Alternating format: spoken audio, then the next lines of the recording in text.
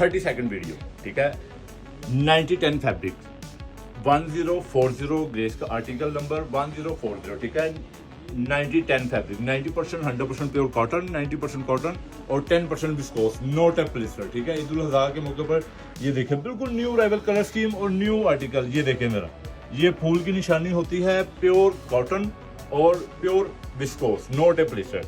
ये देखें zinc grey shade, skin peach shade, ये ब्रिक कलर और ये स्प्रिंग ग्रे, ये peach skin shade, charcoal grey और सिल्वर ग्रे, इसमें ये शेड हैं। और न्यू अराइवल शेड ये आइस ब्लू शेड, देखिए कितना ज़बरदस्त शलवार कमीज में आइस ब्लू शेड, बड़ा ज़बरदस्त शेड है, ठीक है। New colour scheme, new fabric. Eid ul Azha के मौके पर ऑर्डर करने के लिए व्हाट्सएप पे आए, व्हाट्सएप पे हर चीज़ हमारा नंबर नीचे दिया है, सारी डेफिनेशन आपको व्हाट्सएप पे बताएंगे, ठीक है। ऑर्डर करने का तरीका भी व्हाट्सएप पे ऑर्डर दें, ठीक है जी। Shadman dress code Lahore.